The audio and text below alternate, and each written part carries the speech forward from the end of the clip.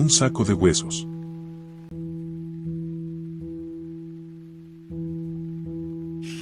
Capítulo 11. Al día siguiente desperté de madrugada, convencido de que había alguien conmigo en la habitación del ala norte. Me senté, me froté los ojos y vi una figura oscura y de hombros anchos entre la cama y la ventana.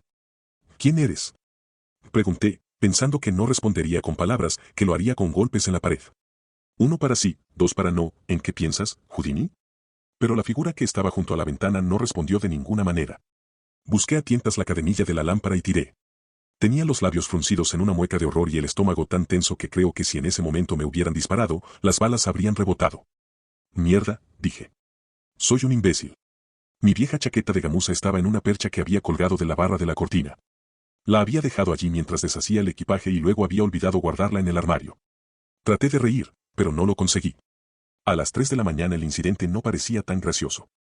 Apagué la luz y volví a acostarme con los ojos abiertos, esperando que sonara la campanilla de Bante o que el niño fantasma empezara a llorar. Seguía intentando oír algo cuando me dormí. Unas 8 horas después, cuando me dirigía al estudio de Joa para ver si los búhos de plástico estaban en los armarios que no había registrado el día anterior, un Ford último modelo bajó por el sendero y se detuvo junto a mi Chevrolet. Yo estaba a medio camino entre la casa y el estudio, pero volví sobre mis pasos. Era un día caluroso y sofocante y yo vestía solo unos jeans convertidos en pantalones cortos y unas chanclas. Joa siempre decía que la moda de Cleveland se dividía naturalmente en 2 estilos. Cleveland de etiqueta y Cleveland informal. Mi visitante de esa mañana iba vestido al estilo Cleveland informal, que consiste en camisa hawaiana con estampado de piñas y monos, pantalones pardos típicos de las repúblicas bananeras y zapatos blancos. Los calcetines son optativos, pero los zapatos blancos son tan imprescindibles para la imagen Cleveland como lo es al menos una vulgar joya de oro. Aquel tipo cumplía al pie de la letra con los últimos requisitos, tenía un Rolex en una muñeca y una cadena de oro colgando del cuello. Llevaba la camisa fuera del pantalón, cubriendo un bulto sospechoso en la parte posterior. Era una pistola o un Viper, y era demasiado grande para ser un Viper. Volví a mirar el auto. Neumáticos Blackwall. Y en el salpicadero, vaya, la bola azul de un piloto de poli. Para pillarte desprevenida, abuelita. Michael Noonan, dijo. No era feo, y sin duda resultaría atractivo para algunas mujeres, las que se encogen cuando alguien próximo a ellas levanta la voz.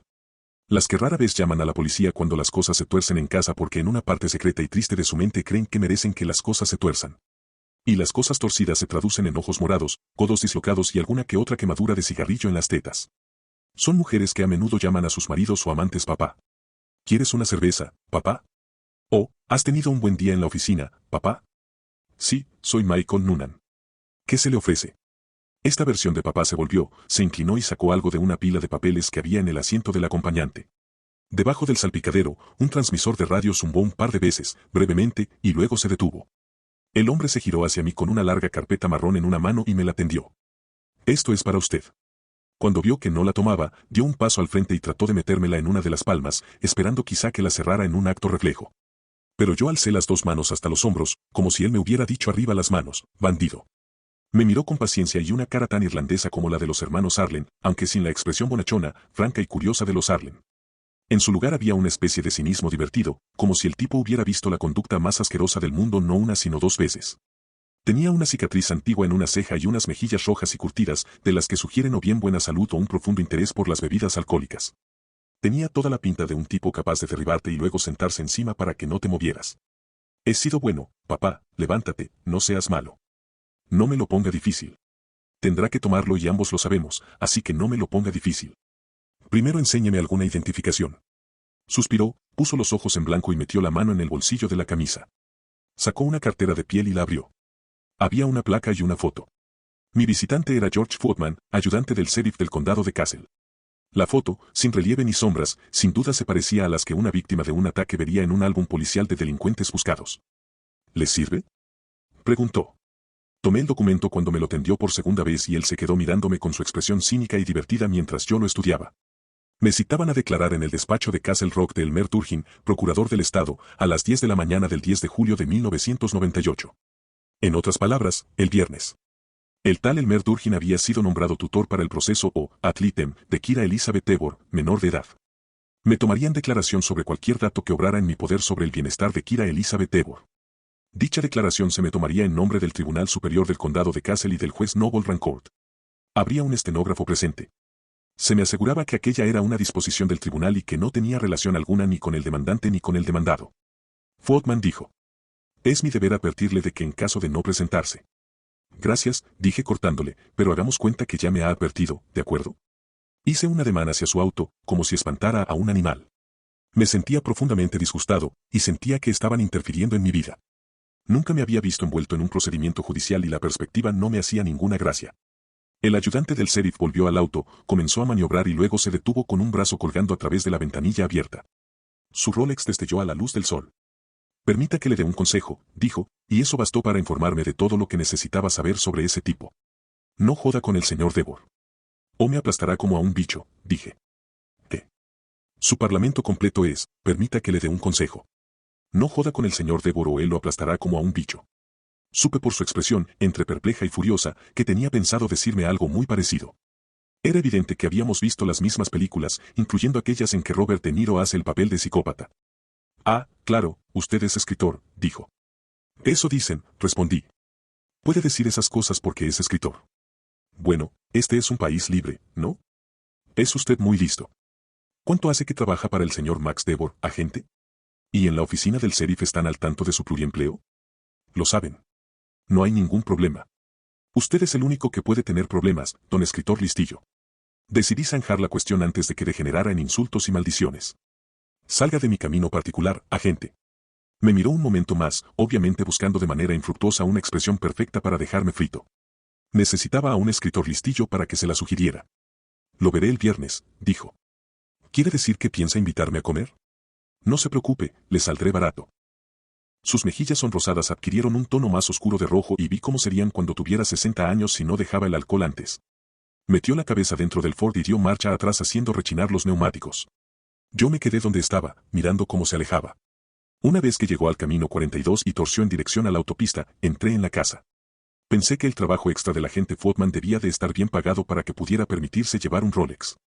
Aunque también era probable que fuera falso. Tranquilízate, Michael, aconsejó la voz de Joa. La bandera roja ha desaparecido, nadie está agitándola en tu cara, tranquilízate. Hice callar esa voz. No quería tranquilizarme. Quería enfurecerme. Estaban inmiscuyéndose en mi vida. Fui hasta el escritorio del pasillo, donde Joa y yo guardábamos los documentos pendientes y los calendarios de mesa, ahora que lo pienso, y clavé la citación en el tablón de anuncios. Poniendo una chincheta en una esquina del sobre marrón. Hecho esto, levanté una mano a la altura de mis ojos, observé el anillo de bodas durante un segundo y luego di un puñetazo en la pared, junto a la estantería. Lo hice con fuerza suficiente para que todos los libros se sacudieran. Pensé en los pantalones cortos y en la camiseta barata de Matty Devor y recordé que su suegro había pagado $4.250.000 por Warringtons con un maldito cheque. También recordé que Bill Dean había dicho que de una forma u otra la niña se criaría en California. Me paseé por toda la casa, todavía furioso, y acabé delante del frigorífico. El círculo de imanes seguía igual, pero las letras del interior habían cambiado.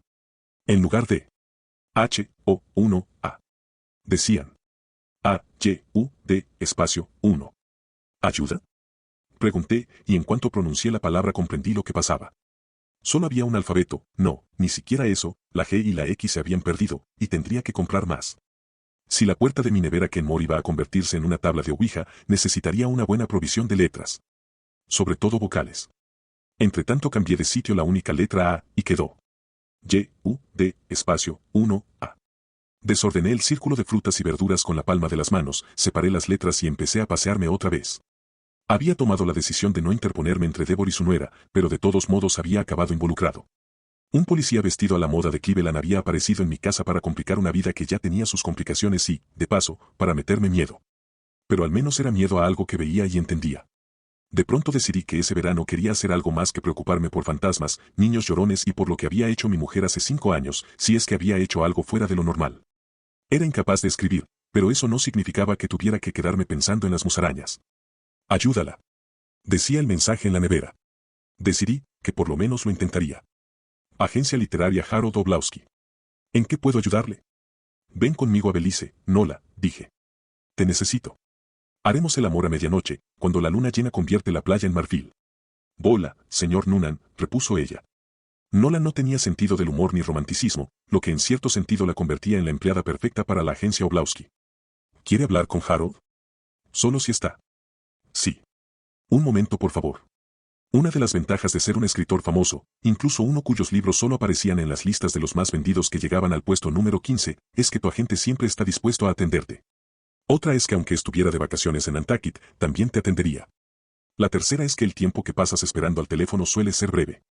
Mike, exclamó. ¿Qué tal te va en el lago? He estado pensando en ti todo el fin de semana. Sí, y los cerdos vuelan, pensé. En términos generales todo va bien, Harold, pero tengo un pequeño problema. Necesito un abogado. Primero pensé en llamar a Ward Hankins para que me recomendara a alguien, pero luego llegué a la conclusión de que quiero a un tipo más duro de los que podría conocer Ward. Uno con dientes afilados, al que le guste el sabor de la carne humana. Esta vez Harold no se molestó en usar la táctica de las pausas. ¿Qué pasa, Mike? ¿Estás en un lío? Un golpe para sí, dos golpes para no, pensé, y por un loco instante tuve la tentación de hacer exactamente eso.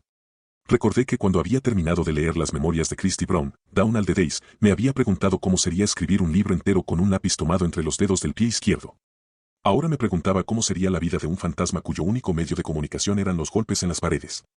Y cuando solo unas pocas personas eran capaces de escuchar esos golpes, y esas pocas personas solo en ciertos momentos. ¿Eras tú, Joa? Y si eras tú, ¿por qué contestaste que sí y que no al mismo tiempo? Mike. ¿Sigues ahí? Sí. Tranquilízate, Harold, no estoy metido en ningún lío. Pero tengo un problema. Tu abogado es Goldacre, ¿no? Sí. Lo llamaré de INE. Pero está especializado en derecho mercantil. Pensaba en voz alta, y cuando hice una pausa, Harold no la llenó. A veces es un buen tipo. De hecho, la mayoría de las veces. Llámalo de todos modos, ¿quieres? Dile que necesito un abogado que conozca bien las leyes de custodia de niños. Que me ponga en contacto con el mejor que encuentre y que esté libre para ocuparse de un caso de inmediato.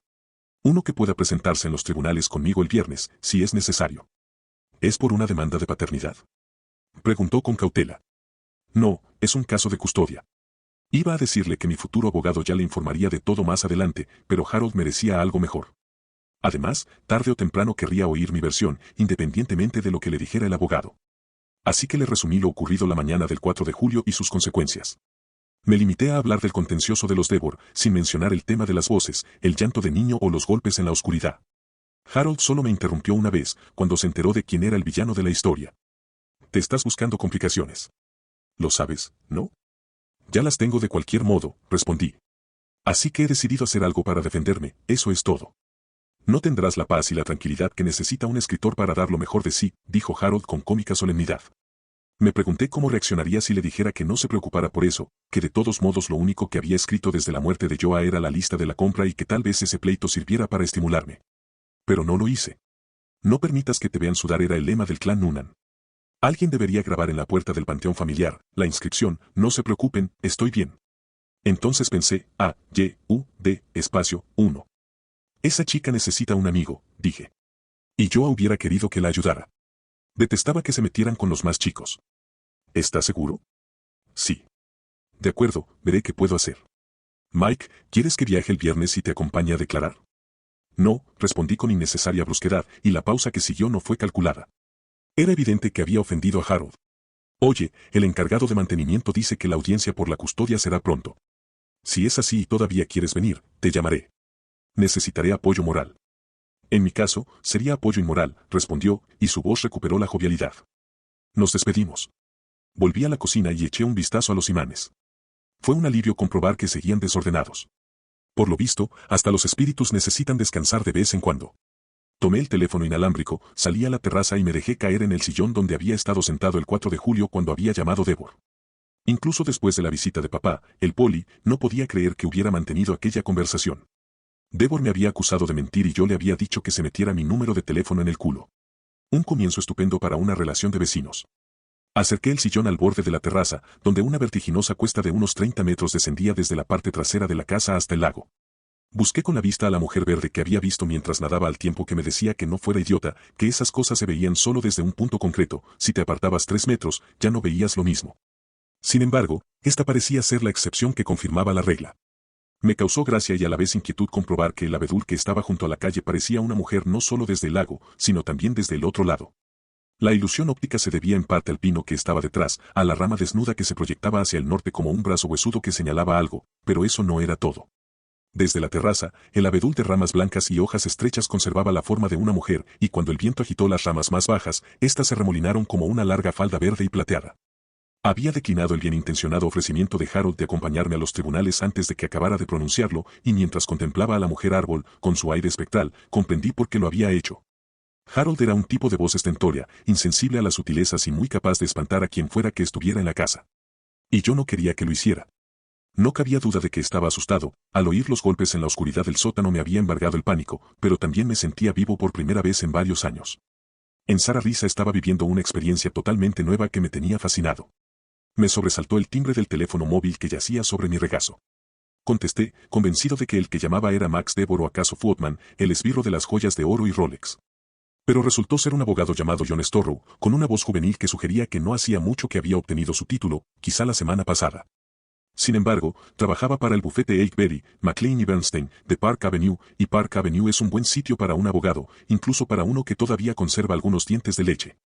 Si Henry Goldacre opinaba que Storrow era bueno, seguramente lo era. Y estaba especializado en casos de custodia. Ahora cuénteme qué pasa allí, dijo tras las presentaciones y los preliminares. Le conté la historia lo mejor que pude, animándome un poco a medida que avanzaba.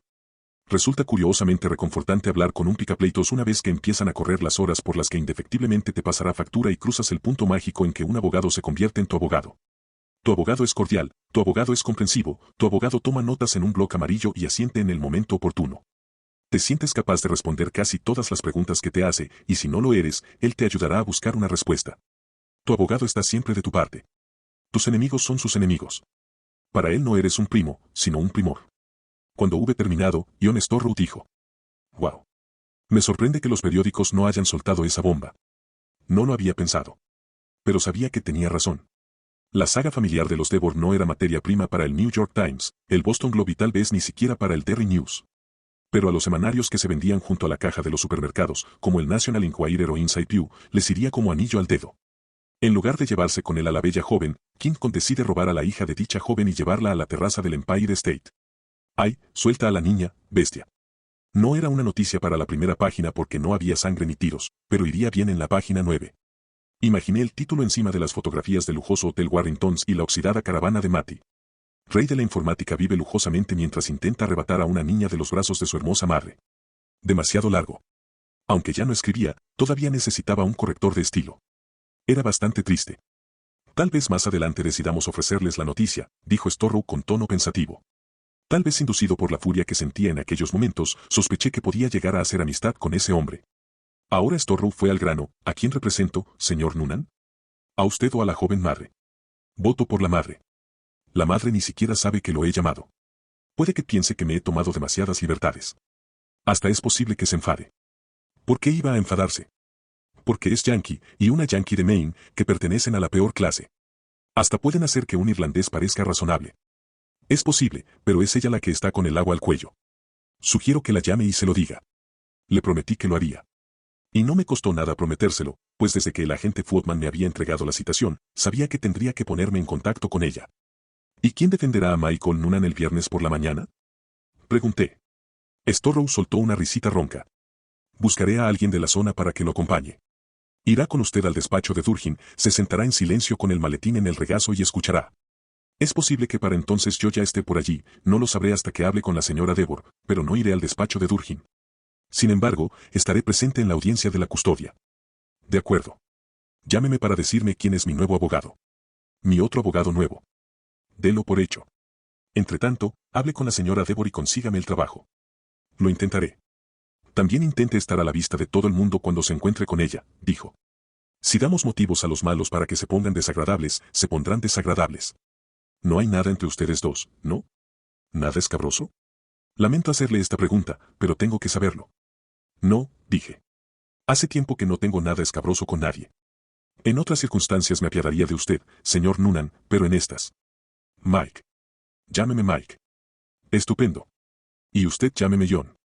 De todos modos la gente hablará cuando descubra que usted se ha involucrado en el asunto. Lo sabe, ¿no? Desde luego. La gente sabe que yo puedo permitirme pagar un abogado como usted y se preguntará cómo va a pagarme ella a mí. Una viuda joven y bonita, un viudo maduro. Lo primero que les vendrá a la cabeza es el sexo. Es usted realista, dijo Storrow.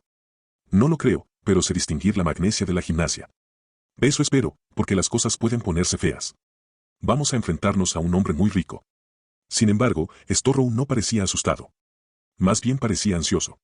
Por su voz, yo diría que se sentía más o menos como yo cuando vi que los imanes de la nevera habían vuelto a formar un círculo. Ya lo sé, dije. En los tribunales ese detalle no contará mucho, porque descubrirán que también hay dinero en la parte contendiente. Además, el juez se dará cuenta de que este caso es un polvorín. Eso nos beneficiará, Mike. ¿Cuál es nuestra mejor jugada? Pregunté mientras pensaba en la carita tersa y sonrosada de Kira y en lo segura que parecía sentirse cuando estaba con su madre. Hice esta pregunta con la esperanza de que John me contestara que los cargos eran completamente infundados. Pero me equivoqué. La edad de Devor. Debe de ser más viejo que Dios, dijo. Por lo que me han contado el fin de semana pasado, calculo que tendrá unos 85 años, así que Dios es más viejo. Sí, pero como padre potencial hace que Tony Randall parezca un adolescente, dijo John, esta vez con un tono decididamente perverso. Piense en ello, Mike. Cuando la niña salga del instituto, el abuelo tendrá 100 años. También cabe la posibilidad de que el viejo se haya pasado de listo. ¿Sabe lo que es un tutor ad litem? No, respondí. Básicamente es un abogado que nombra el tribunal para que proteja los derechos del niño. El Estado paga sus honorarios, pero paga una miseria. Casi todos los abogados que aceptan este papel lo hacen por cuestiones altruistas, pero no todos. El tipo tiene derecho a opinar en el proceso. El juez no está obligado a hacer caso de sus sugerencias, pero casi siempre lo hace. Quedaría como un idiota si no tuviera en cuenta la opinión de un hombre que él mismo ha designado, y si algo detestan los jueces es pasar por idiotas. ¿Devor también tendrá un abogado? John rió. No uno, sino media docena. ¿Habla en serio? El tipo tiene 85 años. Es demasiado viejo para comprarse Ferraris, hacer ala delta en el Tíbet o para acostarse con putas, a menos que tenga una potencia increíble. ¿En qué otra cosa puede gastar su dinero? En abogados, respondí con tristeza. Exactamente. ¿Y Matty Devor? ¿Qué posibilidades tiene ella? Gracias a usted, me tendrá a mí, respondió John Storrow. Es como una novela de John Grisham, ¿no? Oro puro. Ahora me interesa Durgin, el ad litem. Si Devor no esperaba oposición, tal vez haya cometido la imprudencia de intentar sobornar a Durgin. Y es probable que Durgin haya sido lo bastante estúpido para sucumbir. Es imposible predecir con qué nos encontraremos, Mike. Pero yo insistí en el tema anterior. Ella lo tiene a usted gracias a mí, dije. Pero si yo no estuviera a su lado para ayudarla, ¿qué tendría a su favor? Buques, lo que en Yiddish significa, nada. Ya sé lo que significa, interrumpí. Es increíble. No, simplemente es la justicia de Estados Unidos. ¿Recuerda a la señora de la balanza? ¿La que aparece en la puerta de los palacios de tribunales de la mayoría de las ciudades? Sí, respondí. Añádale unas esposas en sus gruesas muñecas y una mordaza a juego con la venda de los ojos, viólela y arrástrela por el barro. ¿Le gusta la imagen? A mí no, pero es una representación bastante precisa de cómo funciona la ley en los casos de custodia en que el demandante es rico y el demandado pobre. Y la igualdad entre los sexos ha empeorado las cosas, porque aunque las madres siguen teniendo menos recursos, ya no se les concede la custodia automáticamente. Matty Devor necesita contar con usted, ¿verdad?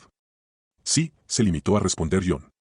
Llámeme mañana y dígame que ella ha aceptado mis servicios. Espero poder hacerlo. Yo también. Ah, ¿hay algo más? Sí. Usted le mintió a Devor por teléfono. ¿Tonterías? No, detesto contradecir al novelista favorito de mi hermana, pero usted mintió y lo sabe. Le dijo a Devor que la madre y la niña estaban juntas, que la pequeña estaba cogiendo flores, que todo iba bien. Pintó una imagen idílica, solo le faltó incluir a Bambi y al conejito. Me erguí en el sillón de la terraza. Estaba ofendido, Storrow subestimaba mi inteligencia.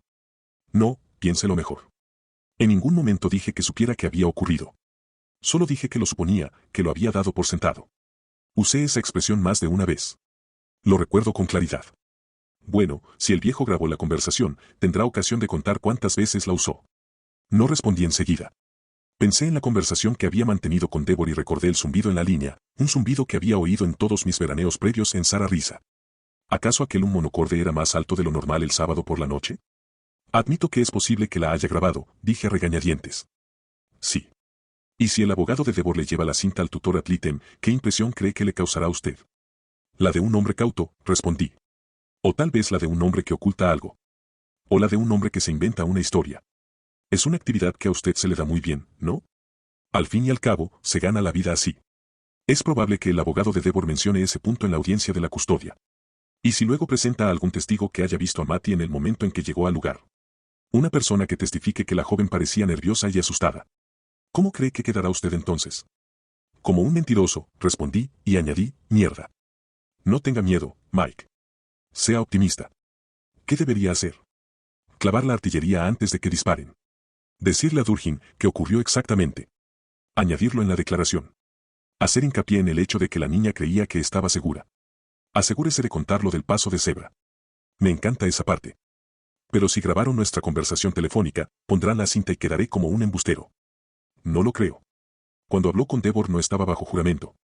No. Estaba tranquilamente sentado en la terraza de su casa, mirando los fuegos artificiales. Un viejo cascarrabias lo interrumpió y empezó a divagar por teléfono. Y usted ni siquiera le había dado su número, ¿verdad? Ni un cero, respondí. Y es un número que no está en la guía telefónica. Así es. De modo que aunque dijo que era Max Devor, podría haber sido cualquiera, ¿verdad? Sí. Podría haber sido el rey de Irán. No. El rey está muerto. Ok, descartemos al rey. Pero podría haber sido un vecino chismoso o un bromista. Sí. Y usted dijo lo que dijo pensando en todas esas posibilidades. Pero ahora que debe intervenir en un procedimiento judicial oficial, dirá la verdad, toda la verdad y nada más que la verdad. Ya lo creo. La reconfortante sensación de, mi abogado, me había abandonado durante unos instantes, pero entonces regresó con más fuerza que nunca. No hay nada mejor que decir la verdad, Mike, declaró John con tono solemne. Salvo en algunos casos, pero este no es uno de ellos. ¿Ha quedado claro? Sí. Muy bien.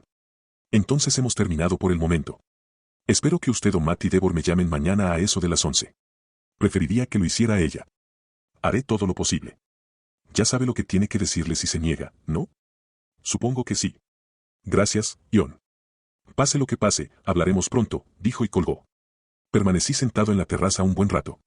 En cierto momento pulsé el botón del inalámbrico que daba tono de llamada, pero luego volví a pulsarlo para desconectar la línea. Tenía que hablar con Matty, pero todavía no estaba preparado. Decidí que antes daría un paseo. Resonó en mi mente él, ya sabe lo que tiene que decirle si se niega, ¿no? Desde luego.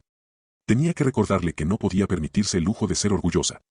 Que no podía permitirse el lujo de comportarse como una yankee y rechazar la caridad de Michael Noonan, autor de 2 en 1, el hombre de la camisa roja, además de la promesa de Ellen, de inminente aparición.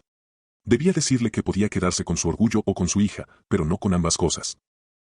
Matty, tendrás que elegir. Caminé casi hasta el final del camino, deteniéndome en Titwell's Meadow, con su bonita vista del lago y de las White Mountains. El agua soñaba bajo un cielo brumoso, parecía gris si uno inclinaba la cabeza hacia un lado, azul si la inclinaba hacia el lado contrario. Era un misterio que coincidía con mi estado de ánimo, con mi sensación de estar en Manderley. Más de 40 personas de color se habían instalado allí a principios de siglo, según Mary Hingerman. Y también según la historia del condado de Castle y de Castle Rock, un voluminoso libro publicado en 1977 para el bicentenario del condado. Y eran personas muy especiales, casi todas emparentadas, casi todas brillantes, casi todas miembros de un grupo musical que en sus inicios se había llamado los Red Top Boys, y, más tarde, Sarah Titwell y los Red Top Boys. Habían comprado la colina y una buena parte de las tierras que rodeaban el lago a un hombre llamado Douglas Day. Para ello habían ahorrado durante 10 años, según Sonny Titwell, que había hecho la transacción. La noticia de la compra había conmocionado al pueblo, donde se había celebrado una asamblea para protestar por, según sus palabras, la llegada de una horda de negros. Pero poco a poco los ánimos se tranquilizaron, como casi siempre sucede en estos casos. Las barriadas marginales que los lugareños esperaban ver en Days Hill, que no se llamó Titwell's Meadow hasta 1900, cuando Sonny Titwell compró las tierras para su clan, no aparecieron nunca. En cambio, el clan construyó una serie de casitas blancas alrededor de un edificio más grande que quizá hiciera las veces de lugar de reuniones, de ensayo o, en cierto momento, de sala de conciertos.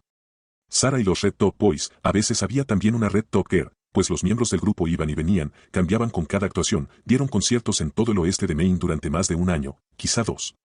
En los mercadillos y ferias de los pueblos de un extremo a otro de la frontera oeste, Farmington, Skowhegan, Brighton, Gates Falls, Castle Rock, Motton, Fribourg.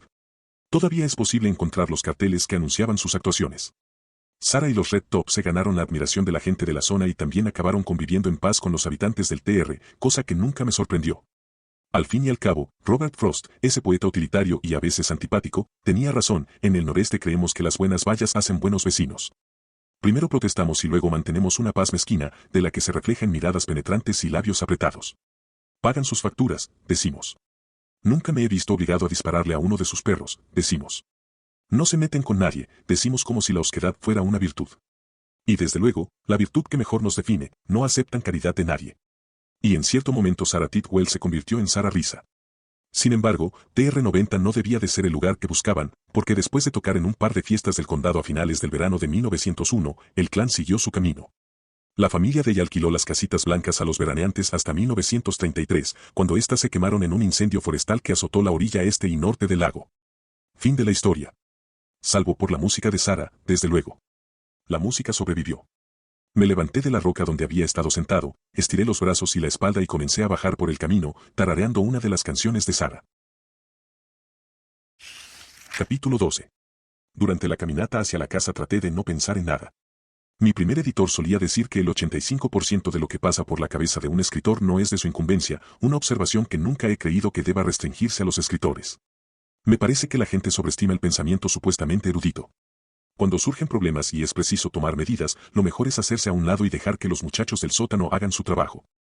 Allí abajo unos tipos sin reivindicaciones sindicales pero con grandes músculos llenos de tatuajes hacen el trabajo pesado. Su especialidad es la intuición y solo delegan el trabajo a las altas esferas, para que se rumie mejor, cuando no tienen otro recurso. Cuando me disponía a llamar a Matty Devor me ocurrió algo extraordinario, pero algo que no tenía nada que ver con fantasmas. Cuando pulsé el botón del inalámbrico para hablar, en lugar del habitual tono de llamada oí silencio. Entonces, cuando empezaba a pensar que había dejado descolgado el auricular del teléfono del dormitorio, me di cuenta de que el silencio no era absoluto. Tan lejano como una transmisión de radio del espacio exterior, con voz alegre y aguda como la de un pato, un tipo con marcado acento de Brooklyn cantaba, y pon la pierna derecha dentro. Y la pierna derecha fuera y luego sacúdela. Abrí la boca para preguntar quién estaba ahí, pero antes de que pudiera hacerlo una voz confundida y titubeante de mujer dijo, «Hola». «¿Matty?». Pregunté de vuelta. Estaba tan sorprendido que no se me ocurrió usar un tratamiento más formal, como señora Devor. Tampoco es extraño que la reconociera después de oír una sola palabra suya, a pesar de que nuestra única conversación previa había sido muy breve. Quizá los muchachos del sótano reconocieron la música de fondo y de inmediato la relacionaron con Kira. «¿Señor Noonan?». Parecía más sorprendida que antes. El teléfono ni siquiera ha sonado. Debo de haber levantado el auricular en el mismo momento en que entraba su llamada, dije. A veces pasa. Pero ¿cuántas veces pasaba que la persona que llamaba era exactamente aquella a la que uno se proponía llamar? Tal vez muchas, de hecho. ¿Telepatía o coincidencia? Fuera como fuese, me pareció un fenómeno casi mágico. Miré al otro lado del largo salón, a los ojos de cristal de Bante, el alce, y pensé, sí, es posible que este lugar se haya convertido en mágico. Supongo, respondió ella sin demasiada convicción. Antes que nada, quiero disculparme por llamar. Es una insolencia por mi parte. Sé que su número no está en la guía. No te preocupes por eso, pensé. Ahora todo el mundo tiene este número. Hasta estoy pensando en ponerlo en las páginas amarillas. Lo saqué de su ficha de la biblioteca, prosiguió con tono avergonzado. Yo trabajo ahí. No hay ningún problema, dije, sobre todo porque acababa de tomar el teléfono para llamarla precisamente a usted. ¿A mí? ¿Por qué? Las damas primero, dije. Dejó escapar una risita nerviosa. Quería invitarlo a cenar. Mejor dicho, Ki y yo queremos invitarlo a cenar. Debería haberlo hecho antes. El otro día fue muy amable con nosotras. ¿Vendrá? Sí, dije sin dudar ni un segundo. Encantado. De todos modos tenía que hablar con usted. Hubo una larga pausa. ¿Matty? ¿Sigue ahí? Ese maldito viejo lo ha involucrado, ¿no? Ahora su voz no sonaba nerviosa sino casi inerte. Bueno, sí y no. Podría decirse que me ha involucrado el destino, o la casualidad, o Dios. La mañana en que la conocí no estaba allí porque me hubiera enviado Max Devor, iba a la casa de la escurridiza Village Burger. No rió, pero su voz se animó un poco, y me alegré. Las personas que hablan con esa voz monocorde y sin inflexiones casi siempre lo hacen porque están asustadas. A veces aterrorizadas. Lamento haberlo empujado a intervenir en mis problemas, señor Noonan. Pensé que tal vez empezara a preguntarse quién empujaba a quién en cuanto le hablara de John Storrow y me alegré de no tener que tocar ese tema por teléfono. De todos modos, estaré encantado de cenar con las dos. Además, sugiero que nos dejemos de formalidades y nos tuteemos. ¿Te parece bien? Estupendo, respondió. ¿Cuándo cenamos juntos? ¿Esta noche? ¿O te parece demasiado precipitado? En absoluto. Estupendo. Sin embargo, tendremos que cenar temprano para que mi pequeña no se duerma antes del postre. ¿Te parece bien a las 6? Sí. Qui se pondrá contenta. No recibimos muchas visitas. No ha vuelto a escaparse, ¿verdad? Por un momento temí que se ofendiera, pero esta vez rió con ganas. Dios, no. La experiencia del sábado la ha dejado escaldada. Ahora entra en casa para informarme de todos sus movimientos, como que va a pasar del columpio, que está a un costado de la casa, al cajón de arena, que está en la parte de atrás. Cuando habla de ti dice el señor alto que me recató. Creo que tiene miedo de que estés enfadado con ella. Dile que no lo estoy, dije. O mejor no. Ya se lo diré yo. ¿Puedo llevar algo para la cena? ¿Una botella de vino? Preguntó con tono dubitativo. O quizás sea demasiado pretencioso. Solo iba a hacer unas hamburguesas y una ensalada de patatas. Llevaré una botella poco pretenciosa. Gracias, dijo. Esto es emocionante. Nunca recibimos a nadie.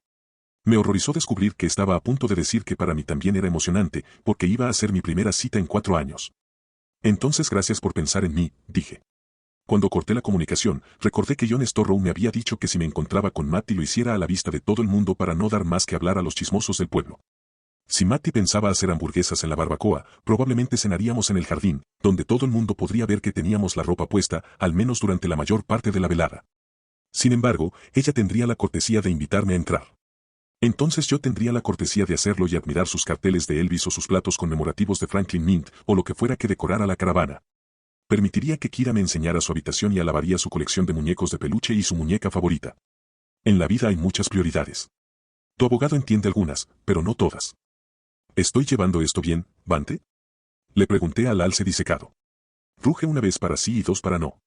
Cuando estaba en la mitad del pasillo que conducía al ala norte, pensando únicamente en darme una ducha fría, oí detrás de mí el lejano y tenue tañido de la campanilla que colgaba del cuello de Bante. Me detuve con la cabeza vuelta y la camisa en la mano, esperando que la campanilla sonara otra vez. Pero no lo hizo. Después de unos segundos reanudé la marcha hacia el cuarto de baño y abrí el grifo de la ducha. La tienda Lakeview tenía una buena selección de vinos, supuse que no habría mucha demanda entre la gente del pueblo, pero sí entre los turistas, y escogí una botella de Mondavi tinto. Tal vez fuera un poco más caro de lo que había previsto Matty, pero yo despegaría la etiqueta del precio y esperaba que ella no fuera capaz de notar la diferencia.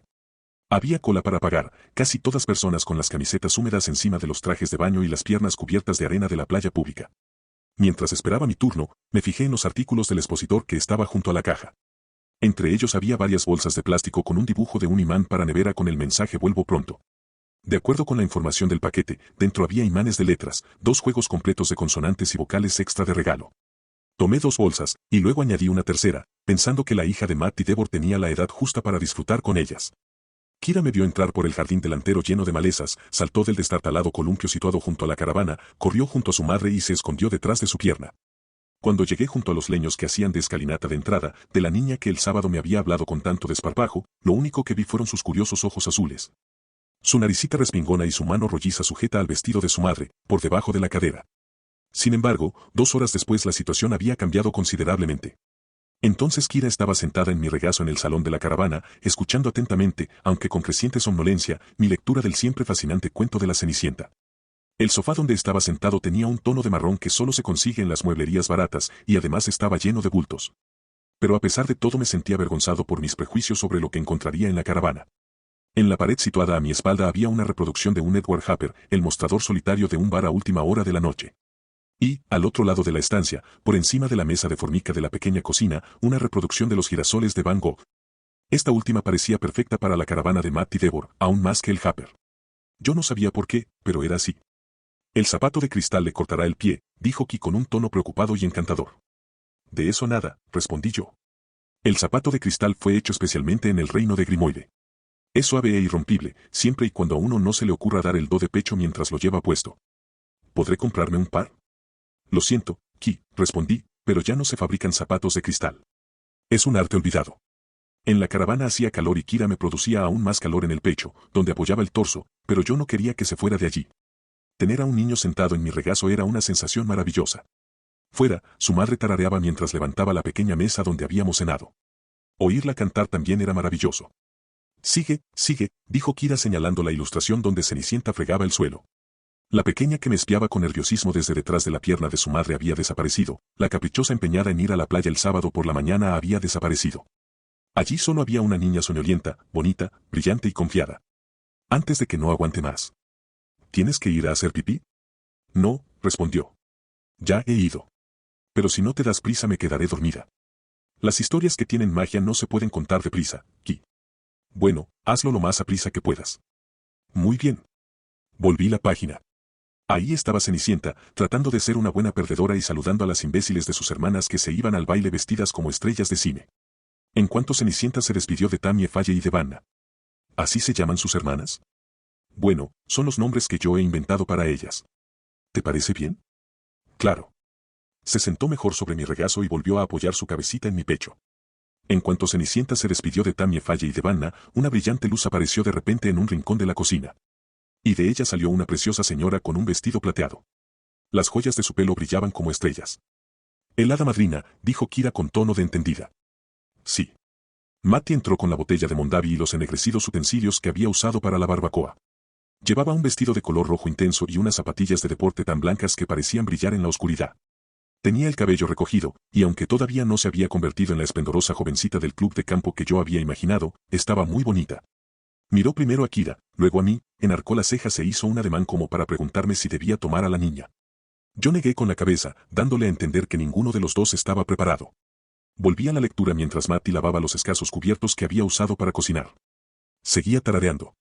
Cuando llegó a la espátula, el cuerpo de Ki se relajó más y reconocí la señal de inmediato, se había quedado dormida. Cerré el libro y lo dejé en la mesa de centro junto a otros dos, que supuse debía de estar leyendo Matty. Alcé la vista, vi que me miraba desde la pequeña cocina y le hice la señal de la victoria. Noonan ha ganado por puntos en el octavo asalto, declaré. Matty se secó las manos en un paño de cocina y se acercó. Dámela. Pero yo me levanté con la niña en brazos. Yo la llevaré. ¿Dónde está su cuarto? A la izquierda, señaló. Llevé a la niña al pasillo, que era tan estrecho que tuve que tener cuidado de no golpearle los pies en un tabique ni la cabeza en el otro. Al final del pasillo estaba el lavabo, limpio como una patena. A la derecha había una puerta cerrada que supuse conduciría a la habitación que en otros tiempos Matty compartía con Lance Devor y donde ahora dormía sola. Si tenía un novio que pasaba la noche allí, aunque solo fuera ocasionalmente, Matty había borrado cuidadosamente cualquier señal de la tora. Crucé con cuidado la puerta de la izquierda y miré la estrecha cama. Vi también el arrugado edredón estampado con un motivo de coles, la mesa con una casa de muñecas encima, un cuadro de la ciudad de Esmeralda en una pared. Y un cartel en el otro lado, que decía, Casa Kira, hecho con brillantes letras adhesivas. Devor quería llevarse a la niña de allí, de un sitio donde nada iba mal, donde, muy al contrario, todo iba perfectamente bien. Casa Kira era la habitación de una niña que se desarrollaba con absoluta normalidad.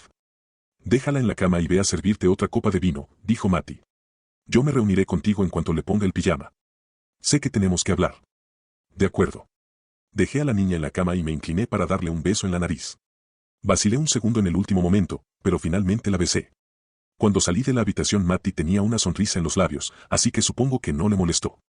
Me serví otra copa de vino, regresé con ella a la sección del salón y eché un vistazo a los dos libros que estaban junto a la colección de cuentos de Kira. Siempre siento curiosidad por lo que lee la gente, la mejor forma de hacerse una idea de la personalidad de otro es registrarle el botiquín. Pero fisgonear entre los fármacos y curarlo todo de los anfitriones no está bien visto. Los dos libros eran lo bastante diferentes para calificar la elección de esquizofrénica.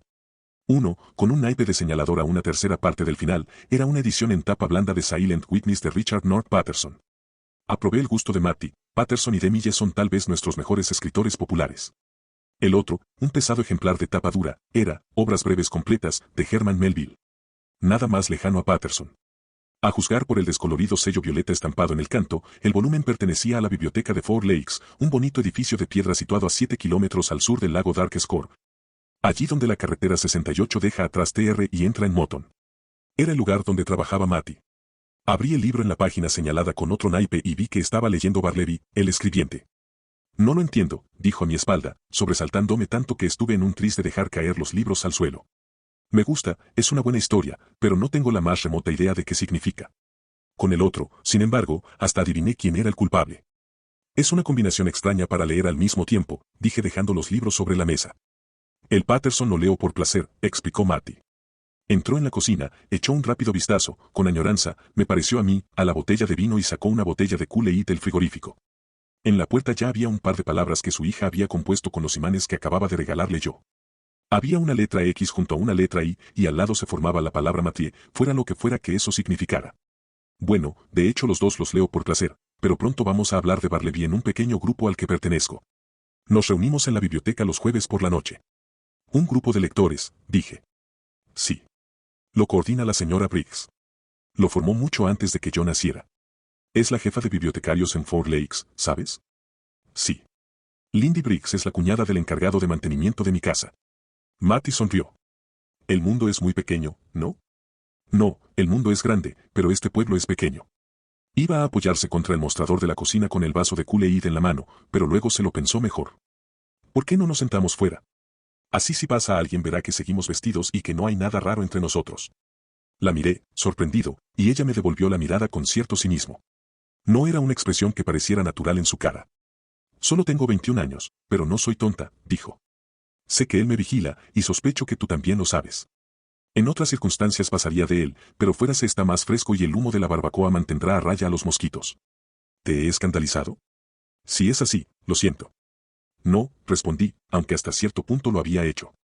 No necesitas disculparte. Bajamos las bebidas por los inestables peldaños de tronco y nos sentamos lado a lado en un par de sillones de jardín. A nuestra izquierda, las brasas de la barbacoa irradiaban un suave resplandor rosado en la creciente penumbra. Matty se reclinó, se puso brevemente el vaso frío sobre la frente y luego bebió casi todo lo que quedaba. Los cubitos de hielo tintinearon contra sus dientes. Los grillos cantaban en el bosque que estaba detrás de la caravana y en el camino. Al otro lado de la carretera 68 divisé las blancas luces fluorescentes de la gasolinera de Lakeview. Aunque el asiento de mi silla estaba algo hundido, con las tiras entretejidas deshilachadas, yo no hubiera querido estar en ninguna otra parte. La velada había sido un pequeño milagro, por lo menos hasta el momento. Todavía teníamos que hablar de John Storrow. Me alegro de que hayas venido un martes, dijo. Las noches de los martes son difíciles para mí. No puedo evitar pensar en el partido de Warringtons. Ahora los muchachos deben de estar recogiendo sus cosas, los bates, las barreras, las máscaras de los catchers, y guardándolo todo en el armario que está detrás de la base del bateador. Bebiendo la última cerveza y fumándose el último cigarrillo. Allí conocí a mi marido, ¿sabes? Seguro que ya te lo han contado. No le veía la cara con claridad, pero advertí un dejo de amargura en su voz y supuse que aún tenía una expresión de cinismo. Esa expresión la hacía parecer mayor, pero pensé que tenía derecho a ella. Sin embargo, si no se cuidaba, echaría raíces y crecería. Sí, he oído la versión de Bill, el cuñado de Lindy. Bueno, nuestra historia circula por todas partes. Puedes oírla en la tienda, en el Village Café o en el taller de ese viejo bocazas, a quien, dicho sea de paso, mi suegro rescató de las garras de Western Savings. Intervino antes de que el banco lo desahuciara. Ahora Dickie Brooks y sus amigos piensan que Max Devor es Dios. Espero que el señor Dean te haya contado una versión más justa que la que oirías en el taller. Aunque estoy segura de que lo ha hecho, de lo contrario no te habrías arriesgado a comer hamburguesas con salsa Jezabel. Yo quería cambiar de tema, la furia de Matty era comprensible, pero inútil. Desde luego, para mí era fácil verlo, pues nadie estaba forcejeando para arrebatarme a mi hija. ¿Todavía juegan al softball en Warringtons? ¿A pesar de que Max Devor ha comprado la propiedad? Pregunté. Sí. Todos los martes por la noche va a ver el partido en su silla de ruedas motorizada. Desde que llegó aquí ha hecho muchas cosas para granjearse la simpatía del pueblo, pero creo que los partidos le gustan de verdad. La señora Whitmore lo acompaña. Lleva un balón de oxígeno extra en un carrito. Tengo entendido que también lleva un guante de béisbol por si una pelota salta cerca de donde se sienta. El año pasado atajó una a comienzo de la temporada y dicen que recibió una ovación de los jugadores y los espectadores. ¿Crees que asiste a los partidos como una especie de homenaje a tu esposo? Matty sonrió. No creo que el recuerdo de Lance se le cruce por la cabeza, por lo menos mientras está en el campo. En Warrington se juega duro, se lanzan a la base meta con los pies por delante, se arrojan contra la alambrada para tomar las pelotas que se escapan y se insultan cuando alguien hace una mala jugada. Eso es lo que le gusta a Max Devor, y por eso no se pierde un solo partido. Le gusta ver cómo los jugadores caen y luego se levantan sangrando. ¿Lance también jugaba así? Matty reflexionó unos instantes. Él jugaba duro, pero no estaba loco. Estaba allí por diversión. Y nosotras también. Las mujeres, o más bien debería decir las niñas, en ese entonces Cindy, la mujer de Barney Terriault, solo tenía 16 años, nos quedábamos al otro lado de la alambrada, del lado de la primera base. Fumábamos cigarrillos, agitábamos abanicos para espantar a los mosquitos, animábamos a los muchachos cuando hacían algo bien y reíamos cuando metían la pata. Bebíamos refrescos o cervezas. Yo admiraba a los gemelos de Ellen Geary y ella besaba aquí en el cuello hasta que la pequeña reía. A veces, después del partido íbamos al Village Café y Buddy nos hacía pizzas que pagaban los perdedores. Aunque después del partido todos volvían a ser amigos. Reíamos, gritábamos y usábamos las pajitas como cerbatanas, algunos de los muchachos se emborrachaban, pero ninguno tenía maldad. En aquellos tiempos desfogaban toda la agresividad en el campo. ¿Y sabes una cosa? Ahora ninguno viene a verme. Ni siquiera Ellen Geary, que era mi mejor amiga. Ni Richie Latimore, que era el mejor amigo de Lance.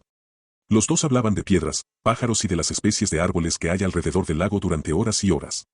Asistieron al entierro, y durante una breve temporada me visitaron, pero luego, ya sabes. Cuando yo era pequeña nuestro pozo se secó. Durante un tiempo había un hilo de agua cuando uno abría el grifo, pero después nada. Nada más que aire. El cinismo había desaparecido, y solo quedaba dolor en su voz. Vi a Ellen en Navidad y prometimos reunirnos para el cumpleaños de los gemelos, pero nunca lo hicimos. Creo que tiene miedo de acercarse a mí. ¿Por tu suegro? ¿Por quién si no? Pero no pasa nada, la vida continúa. Se sentó, apuró el resto del Kool-Aid y dejó el vaso en la mesa. ¿Y qué me dices de ti, Mike? ¿Has vuelto para escribir un libro? ¿Nombrarás el TR en él? Esta era una ocurrencia local que recordé con una punzada de nostalgia. Se decía que los lugareños con grandes planes tenían afición por nombrar el TR. No, respondí, y me sorprendí a mí mismo añadiendo, ya no escribo. Esperaba que se pusiera en pie de un salto, arrojando la silla al suelo y lanzando un grito de horror. Creo que esto dice mucho de mí, y nada bueno. ¿Te has retirado? Preguntó con voz serena y sin el más leve dejo de horror. ¿O sufres un bloqueo? Bueno, ciertamente no he decidido retirarme. Me di cuenta de que la conversación había tomado un curioso giro. Yo había ido con la intención de convencerla de que aceptara la ayuda de Storrow, a obligarla a aceptarla, si era necesario, pero en lugar de eso, por primera vez estaba hablando de mi incapacidad para escribir. Entonces es un bloqueo. Eso creía, pero ahora no estoy seguro. Es probable que los novelistas vengamos al mundo provistos de una cantidad limitada de historias para contar, historias que están grabadas en el software. Y cuando se terminan, se terminan. Lo dudo, replicó ella. Puede que vuelvas a escribir ahora que estás aquí. Tal vez esa sea una de las razones por las que has venido. Quizá tengas razón. ¿Estás asustado? A veces. Sobre todo cuando me pregunto qué haré durante el resto de mi vida. No se me dan bien los barcos en las botellas, y mi mujer era el único miembro de la pareja que tenía condiciones para la jardinería. Yo también estoy asustada, dijo. Muy asustada. Y todo el tiempo. ¿Tienes miedo de que Devor gane el caso por la custodia? Marty, precisamente. El caso por la custodia es solo una parte, dijo. Me asusta el solo hecho de estar aquí, en el TR. Todo empezó a principios del verano, antes de enterarme de que Devor quería quitarme a la niña. Y cada vez es peor. En cierto modo, es como ver que se forman nubes de tormenta en New Hampshire y luego se acumulan y avanzan sobre el lago. No se me ocurre una forma mejor de describirlo, salvo, cruzó las piernas y luego se inclinó para tirar de la falda del vestido hasta las pantorrillas, como si tuviera frío. Salvo que últimamente me despierto por las noches convencida de que hay alguien más en la habitación. A veces es solo una sensación, como un dolor de cabeza, pero en los nervios, y otras veces me parece oír murmullos o un llanto.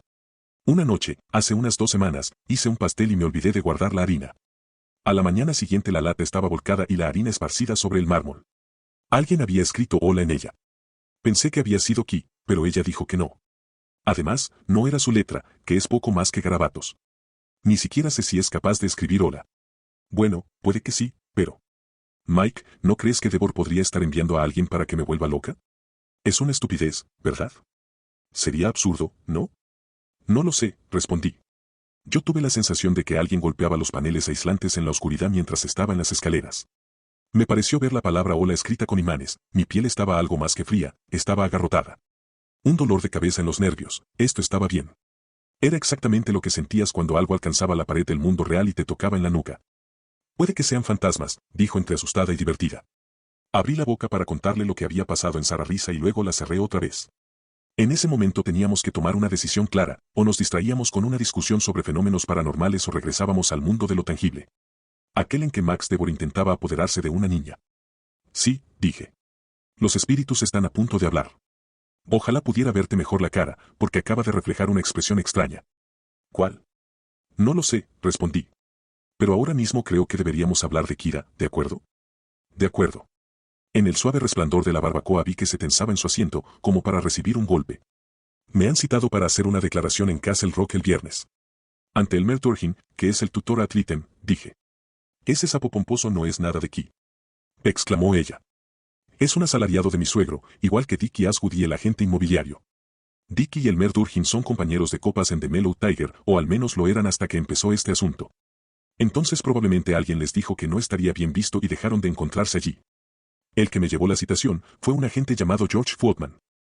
Otro de los sospechosos, dijo Matty en voz baja. Dickie Asgood es una víbora, pero George Footman es un perro sarnoso. Lo han suspendido de la policía 2 veces. Una más, y podrá trabajar para Max Devor todo el día. Bueno, me dio miedo, aunque procuré disimularlo. Y la gente que me da miedo me pone furioso. He llamado a mi agente en Nueva York y contratado a un abogado. Uno especializado en casos de custodia. La miré para ver cómo reaccionaba, pero ella aún tenía una expresión tensa, como si esperara que le asestaran un golpe. O quizá, para Matty, los golpes ya habían empezado. Sin apresurarme toqué el tema de Jon Storro. Le conté lo que éste había dicho sobre la igualdad entre los sexos, que en su caso podía influir negativamente y contribuir a que el juez Rancourt le quitara a Kira. También hice hincapié en el hecho de que Devor podía contratar a cuantos abogados quisiera, por no mencionar a los testigos favorables a él, pues Richard Asgood iba por el pueblo repartiendo el dinero de Devor. Pero que el tribunal no estaba obligado a tratarla con indulgencia. Acabé diciéndole que Jon quería hablar con alguno de nosotros dos a las 11 de la mañana del día siguiente y que sería mejor que fuera con ella. Luego aguardé. El silencio se prolongó, roto solo por el canto de los grillos y por el lejano zumbido de la moto de algún chiquillo. En la carretera 68, los fluorescentes blancos de la tienda de Lakeview se apagaron, acabada otra jornada de ventas veraniegas. El silencio de Matty no me gustó, pues parecía el preludio de una explosión. Una explosión yankee. Me preparé para que me preguntara quién creía que era para meterme en sus asuntos. Cuando por fin habló, su voz sonó baja y derrotada. Dolía oírla hablar de ese modo, pero igual que la expresión cínica que su cara había reflejado poco antes, no era sorprendente y endurecí mi actitud para protegerme. ¿Por qué haces esto?, preguntó. ¿Por qué contratas a un abogado caro de Nueva York para que se ocupe de mi caso? Porque eso es lo que me ofreces, ¿no? Tiene que ser así, porque está claro que yo no puedo contratarlo. Cuando Lance murió, recibí $30,000 del seguro, y solo por suerte. Lance había contratado una póliza a través de uno de sus amigos de Warringtons, casi como una broma, pero sin ella yo habría perdido la caravana el invierno pasado. Puede que en Western Savings quieran mucho a Dickie Brooks, pero no dan un duro por Matty Stanchfield Devor. En la biblioteca gano unos $100 a la semana. Así que me estás ofreciendo pagarle al abogado, ¿no es cierto? Sí. ¿Por qué? Ni siquiera nos conoces. ¿Por qué? Dejé la frase en el aire. Recuerdo que en ese momento deseé que Joa interviniera, que rogué escuchar sus palabras, que luego transmitiría a Matty en mi propia voz, pero Joa no me habló. Estaba solo. Porque últimamente no hago nada de provecho, dije por fin, y una vez más las palabras me sorprendieron. Además, sí que las conozco. He comido tus hamburguesas, he leído un cuento aquí y ella se ha dormido en mis brazos, y puede que le haya salvado la vida cuando la saqué de la carretera. Nunca lo sabremos con seguridad, pero es posible que lo haya hecho. ¿Sabes lo que dicen los chinos sobre esa clase de incidentes? No esperaba una respuesta, la pregunta era retórica, pero ella me sorprendió.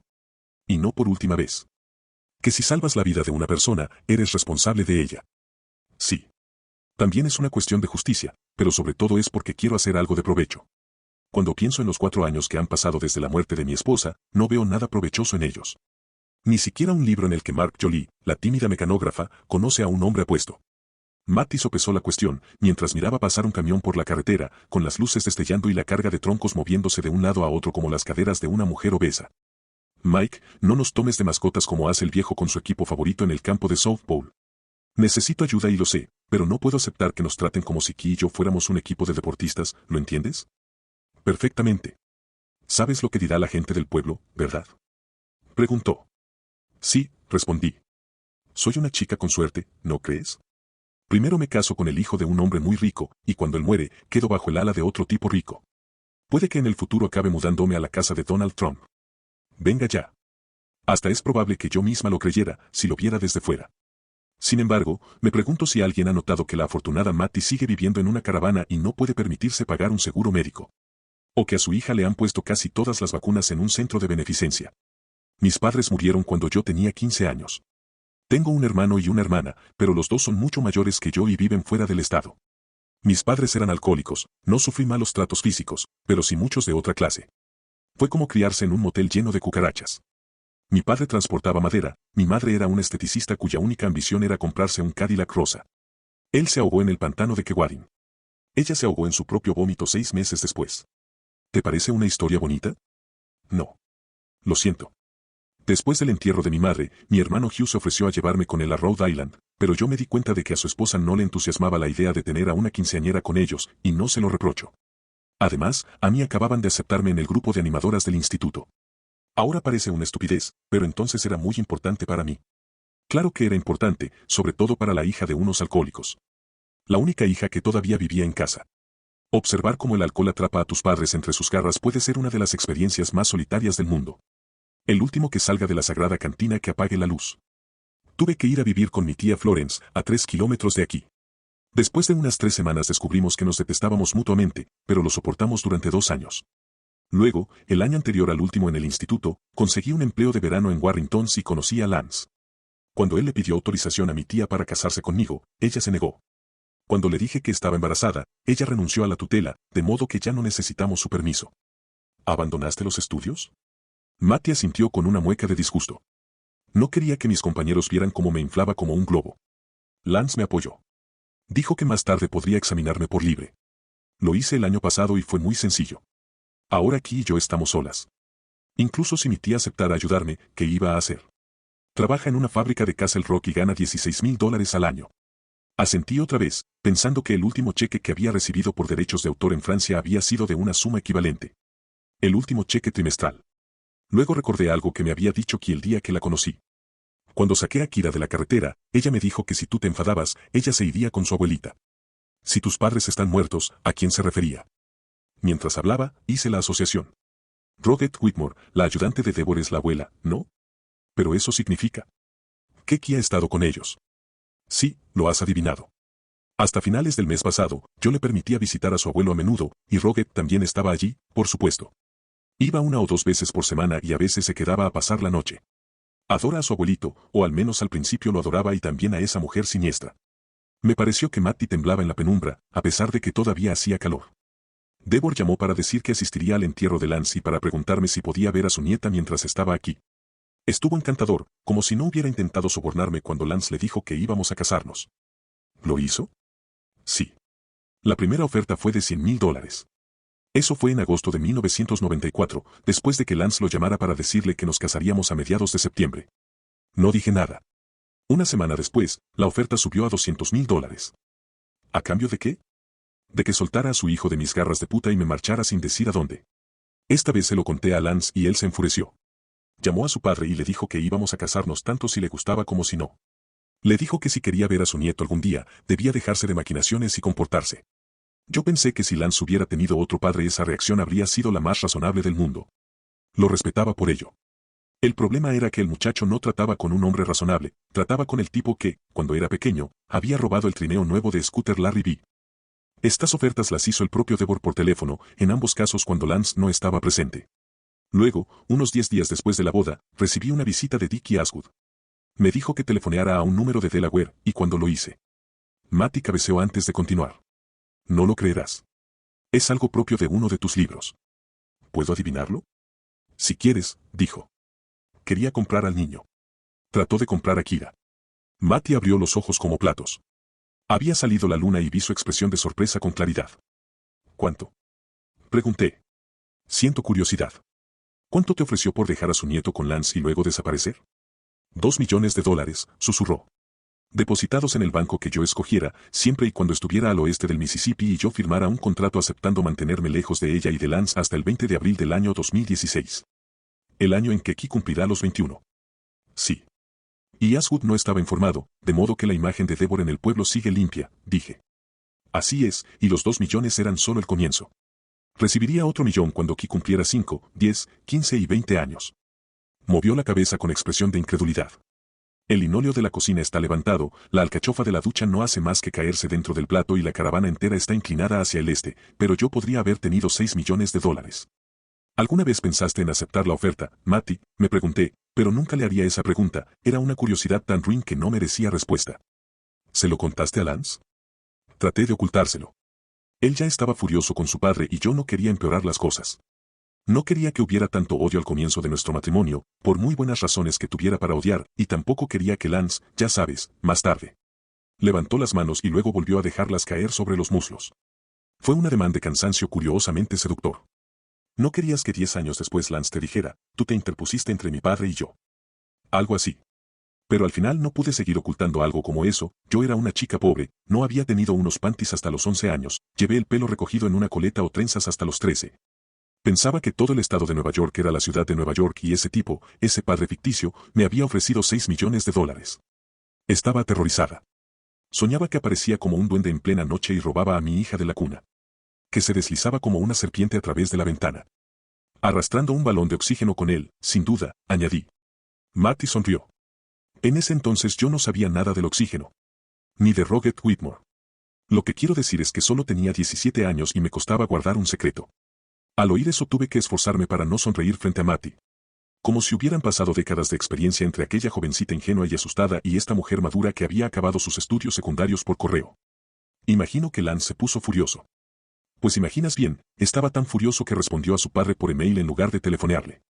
Tartamudeaba, ¿sabes? Y cuanto más nervioso se ponía, más tartamudeaba. Le habría resultado imposible mantener una conversación por teléfono. Por fin me hice una composición de lugar. Lance Devor había escrito a su padre una carta inimaginable, desde luego, inimaginable, para alguien como Max Devor. La carta decía que Lance no quería volver a saber nada de su padre y que Matty tampoco. No sería bien recibido en su casa, la caravana no era exactamente la humilde cabaña del leñador de un cuento de los hermanos Grimm, pero no se diferenciaba demasiado. No le permitirían visitar a su nieto cuando éste naciera, y si le enviaba algún regalo después del nacimiento o más adelante, éste le sería devuelto. Fuera de mi vida, papá. Esta vez has ido demasiado lejos para que pueda perdonarte. Sin lugar a dudas hay formas diplomáticas de tratar a un hijo ofendido, algunas inteligentes y otras ladinas, pero ¿acaso un padre diplomático se habría visto envuelto en una situación semejante? Un hombre que conociera mínimamente la naturaleza humana habría ofrecido a la novia de su hijo un soborno, tan exagerado que probablemente no significó nada para ella, para que abandonara a su primer hijo. Y había ofrecido este trato diabólico a una niña mujer de 17 años, una edad en que la visión romántica de la vida alcanza su punto más alto. Devor por lo menos tendría que haber esperado algún tiempo antes de hacer esta oferta. Podría argumentarse que él no sabía si tenía algún tiempo, pero no sería un argumento persuasivo. Pensé que Matty tenía razón, en lo más hondo de esa ciruela pasa que tenía por corazón, Max Devor pensaba que iba a vivir eternamente. Finalmente, había sido capaz de contenerse. Allí estaba el trineo que quería, el trineo que estaba decidido a apropiarse, al otro lado de una ventana. Lo único que tenía que hacer era romper el cristal y tomarlo. Lo había hecho durante toda su vida, así que reaccionó al email de su hijo no con astucia, como debería haber hecho un hombre de su edad y su inteligencia, sino con furia.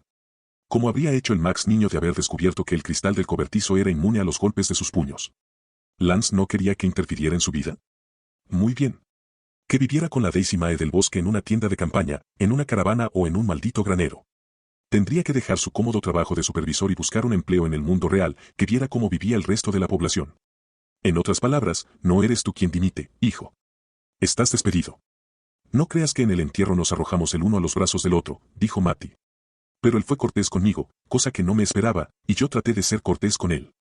Me ofreció pasarme una pensión, pero yo la rechacé, temiendo que tuviera consecuencias legales. Lo dudo, pero de todos modos admiro tu prudencia. ¿Qué ocurrió cuando Devor vio a Kira por primera vez, Matty? ¿Lo recuerdas? Nunca lo olvidaré. Dijo, mientras sacaba un arrugado paquete de cigarrillos del bolsillo del vestido y tomó uno. Lo miró con una mezcla de deseo y disgusto. Y continuó. Había dejado de fumar porque Lance decía que no podíamos permitirnos el gasto, y yo sabía que tenía razón. Pero los vicios vuelven. Solo fumo un paquete a la semana, y sé muy bien que incluso eso es demasiado, pero a veces me tranquiliza. ¿Quieres uno? Negué con la cabeza. Ella encendió el cigarrillo y al fugaz resplandor de la cerilla su cara me pareció aún más hermosa. Me pregunté qué habría pensado el viejo al conocerla. La primera vez que vio a su nieta fue junto a un carro fúnebre, prosiguió Matty. Estábamos en la funeraria Dakin, en Moton. Era el velatorio. ¿Sabes cómo son esas cosas? Claro que sí, respondí pensando en Joa. Yo salí a fumar un cigarrillo. Le dije a Kike que se sentara en los escalones de la entrada para que no le llegara el humo y me quedé a pocos pasos de allí en el camino de entrada. En ese momento aparcó una limusina gris. Nunca había visto nada igual, salvo en la televisión, pero adiviné de quién era. Guardé los cigarrillos en el bolso y llamé a Ki. La niña bajó por la escalinata y me tomó la mano. Se abrió la puerta de la limusina y bajó Roget Whitmore. Llevaba una mascarilla de oxígeno en una mano, pero el viejo todavía no la necesitaba. Él bajó tras ella. Un hombre alto, no tanto como tú pero alto de todos modos, vestido con un traje gris y zapatos negros tan brillantes como espejos. Matty reflexionó, el cigarrillo se elevó brevemente hasta su boca, luego regresó al brazo del sillón, una luciérnaga roja a la débil luz del sol. Al principio no dijo nada. La mujer lo tomó del brazo para ayudarlo a subir los 3 o 4 escalones que separaban el camino de entrada de la funeraria de la acera, pero él se soltó. Llegó hasta donde estábamos nosotras sin ayuda, aunque oí cómo le silbaba la respiración en el pecho. Era el sonido que hace una máquina cuando necesita aceite. No sé si ahora es capaz de andar, pero lo dudo. Esos pocos peldaños lo agotaron, y cuando acabó de subirlo se dobló, apoyando sus manos grandes y huesudas en las rodillas. Miró a Kira y ella le devolvió la mirada. Sí, lo imaginaba, aunque no en colores, no como una fotografía. Lo imaginé como una talla en madera, una tosca ilustración más de los cuentos de los hermanos Grimm. La niña mira con los ojos muy abiertos al viejo rico, que una vez se había deslizado triunfalmente en un trineo robado y que ahora, en el otro extremo de su vida, no era más que un saco de huesos. En mi imaginación, que llevaba un abrigo con capucha y la mascarilla de oxígeno del abuelo Débora estaba ligeramente torcida, para permitirme ver la piel del lobo que había debajo. ¿Qué ojos tan grandes tienes, abuelito? ¿Qué nariz tan grande tienes, abuelito? ¿Y qué dientes tan grandes? Él la tomó en brazos. No sé cuánto esfuerzo le costaría, pero lo hizo. Y lo más curioso de todo es que Ki se dejó agarrar. Era un desconocido para ella, y los viejos casi siempre asustan a los niños pequeños, pero ella permitió que la tomara en brazos. ¿Sabes quién soy?, le preguntó. Ki negó con la cabeza, pero por cómo lo miraba, era como si lo conociera. ¿Crees que es posible? Sí, respondí. Dijo, soy tu abuelo. Entonces yo estuve a punto de quitarle a la niña, Mike, porque tuve la loca idea de que, no sé, de qué iba a comérsela. Matty detuvo el cigarrillo a unos centímetros de los labios y me miró con ojos como platos. ¿Cómo lo sabes? ¿Cómo puedes saber algo así? Porque en mi imaginación me lo he pintado como un cuento de hadas. Caperucita Roja y el viejo lobo gris. ¿Qué hizo él entonces? Comérsela con los ojos. Desde entonces, le ha enseñado los números y a jugar a las damas. Solo tiene 3 años, pero él le ha enseñado a sumar y a restar. Ki tiene una habitación propia en Warringtons y un pequeño computador, y solo Dios sabe lo que el viejo le ha enseñado a hacer con él. Pero la primera vez que la miró, tenía la expresión más voraz que he visto en mi vida. Y ella le sostuvo la mirada, fueron 10 o 15 segundos, pero se me hizo eterno. Por fin hizo ademán de devolvérmela, pero se había quedado sin fuerzas, y si yo no hubiera estado a un paso de él, creo que la niña habría caído al suelo. Se tambaleó un poco, y Roget Whitmore lo sostuvo. Entonces él tomó la mascarilla de oxígeno, que tenía una pequeña botella de aire acoplada, y se la puso sobre la boca y la nariz. Respiró hondo un par de veces y pareció recuperarse. Le devolvió la mascarilla a Roget y entonces fue como si me viera por primera vez. Dijo, he sido un tonto, ¿verdad? Yo le respondí, sí, señor, creo que sí. Al oír eso, hizo una mueca siniestra. Creo que si hubiera tenido apenas 5 años menos me habría abofeteado. Pero no los tenía si no lo hizo. No. Dijo, quiero entrar. ¿Me ayudará? Le respondí que sí. Subimos los escalones de la funeraria con Roget a un lado de él, yo al otro y Kira detrás. Me sentí como un miembro de un harén y no fue una sensación agradable. Cuando llegamos al vestíbulo, él se sentó para recuperar el aliento e inhalar un poco más de oxígeno. Entonces Roget se volvió hacia Kira. La cara de esa mujer da miedo, me recuerda a algún cuadro. ¿El grito de Munch? Pregunté. Seguro que es ese. Dijo tirando el cigarrillo, se lo había fumado hasta el filtro, y lo aplastó con la zapatilla blanca en el suelo cubierto de piedrecillas. Pero Ki no demostró la menor señal de miedo. Ni entonces, ni más adelante. La mujer se inclinó y le preguntó a Kira, ¿qué rima con dama? Y Kira respondió, cama. Aunque solo tenía 2 años, le encantaban las rimas. Roget metió la mano en el bolso y sacó un caramelo. Ki me miró para ver si le daba permiso y yo le dije, ok, pero solo uno, y no quiero que te ensucies el vestido. Ki se lo metió en la boca y sonrió a Roget como si fueran viejas amigas. Devor ya había recuperado el aliento, pero parecía cansado, el hombre más cansado que he visto en mi vida. Me recordó unos versículos de la Biblia que dicen que no encontramos placer en los años de la vejez. Me conmovió, y es probable que él lo notara, porque me tendió la mano y dijo, no me aparte de la niña. En ese momento me pareció ver a Lance en su cara. Me eché a llorar y respondí, no lo haré, a menos que me obligue. Los imaginé en el vestíbulo de la funeraria, él sentado, ella de pie, la niña mirándolos con asombro mientras comía su caramelo. Una grabación de música de órgano en el fondo. Pensé que Max Devor había sido suficientemente astuto el día del velatorio de su hijo. Traté de sobornarte, y cuando no funcionó decidí comprar a la niña. Al fracasar por segunda vez, le dije a mi hijo que tú, él y mi nieta podían ahogarse en la mierda de su propia decisión. En cierto sentido yo soy el culpable de que estuviera donde estaba cuando se cayó y se rompió el cuello, pero no me apartes de la niña, Matty, soy un pobre viejo, no me apartes. Fui una tonta, ¿no? Solo esperabas que él fuera mejor de lo que es. Si eso te convierte en una tonta, Matty, el mundo necesita más tontos. Todavía tenía mis dudas, repuso ella. Por eso no quise aceptar su dinero y hasta el mes de octubre pasado él dejó de insistir. Pero le dejé ver a la niña. Admito que en parte fue porque pensé que con el tiempo podría beneficiar aquí, pero sinceramente no pensé demasiado en eso. Lo más importante para mí era que el viejo era el único vínculo que la niña tenía con su padre. Quería que tuviera un abuelo, como casi todos los niños. Y no quería que Ki se viera afectada por todo lo que ocurrió antes de la muerte de Lance. Al principio todo marchó bien. Pero luego, poco a poco las cosas comenzaron a cambiar. Me di cuenta de que a Ki ya no le gustaba mucho su abuelito. Todavía le cae bien Roget, pero Max Devor empezó a ponerla nerviosa por alguna razón que yo no entiendo y que ella es incapaz de explicar. Una vez le pregunté si la había tocado en algún sitio que le hiciera sentirse incómoda. Le señalé los sitios a los que me refería, y ella respondió que no. Le creo, pero, el viejo dijo o hizo algo que le afectó, estoy segura. Puede que solo fueran los silbidos de su respiración, sugerí. Eso bastaría para asustar a un niño. O quizá él sufriera algún ataque mientras ella estaba allí. ¿Y qué me dices de ti, Matty? Bueno, un día de febrero Lindy Briggs me dijo que George Footman había ido a comprobar el estado de los extintores y de los detectores de humo en la biblioteca. Ese día George le preguntó a Lindy si en los últimos tiempos había encontrado latas de cerveza o botellas de bebidas alcohólicas en la basura. O colillas de cigarrillos liados a mano. En otras palabras, colillas de marihuana. Sí. Y Dickie Ashwood había ido a visitar a mis viejos amigos para sonsacarles lo que sabían de mí. Buscando algún trapo sucio. ¿Y hay alguno? No, gracias a Dios. Deseé que tuviera razón y que si había algo que ella no se atrevía a decirme, John Storrow consiguiera sacárselo. Pero a pesar de todo permitiste que siguiera viéndolo, dije. ¿De qué habría servido que interrumpiera las visitas? Además, pensé que si permitía que continuaran, él no se apresuraría a poner sus planes en marcha. Eso tenía algún sentido. Luego, en primavera, comencé a tener pálpitos raros, aterradores. ¿Qué quieres decir? No lo sé. Sacó los cigarrillos, los miró y volvió a meterlos en el bolsillo. No era solo el hecho de que mi suegro estuviera buscando trapos sucios. Era por Key. Comencé a preocuparme por Key todo el tiempo que ella estaba con él, con ellos.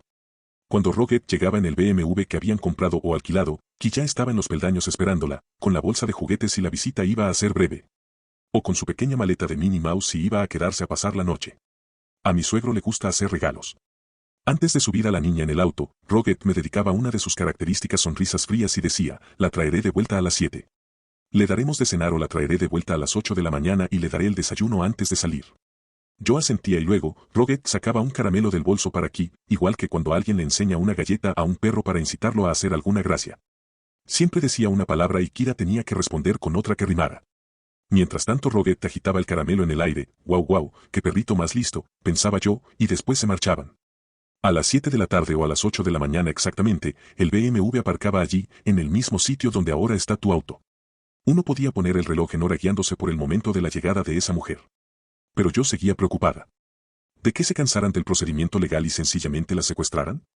Me parecía una preocupación lógica, tan lógica que no podía creer que Matty permitiera que la pequeña siguiera visitando a su abuelo. En los casos de custodia, como en cualquier otra cosa en la vida, la riqueza suele ser las 9/10 partes de la ley. Y si Matty decía la verdad acerca de su pasado y su presente, la audiencia de la custodia podía convertirse en un proceso fatigoso, incluso para el acaudalado señor Devor. En resumen, un secuestro podía llegar a ser la solución más eficaz. No exactamente, dijo ella. Supongo que eso hubiera sido lo más razonable, pero no se trataba de eso. Sencillamente, yo tenía miedo. No sabía a ciencia cierta por qué. Llegaban las 6:15 de la tarde y pensaba, esta vez esa puta de pelo blanco no la va a traer de vuelta. Esta vez va a... Esperé. Al ver que Matty no continuaba, pregunté, ¿va a qué? Ya te he dicho que no lo sé, respondió. Pero desde la primavera estaba preocupada por Key. En el mes de junio, no pude aguantar más y puse punto final a las visitas. Desde entonces, Kira se enfada de vez en cuando conmigo. Estoy segura de que su escapada del 4 de julio tuvo algo que ver con eso. No habla mucho de su abuelo, pero siempre me hace preguntas como, ¿qué crees que estará haciendo la abuelita ahora, Matty? ¿O, crees que a la abuelita le gustaría mi vestido nuevo? O de repente me dice cosas como mimo, primo, timo y me pide un premio. ¿Cómo reaccionó Max Devor? Con furia.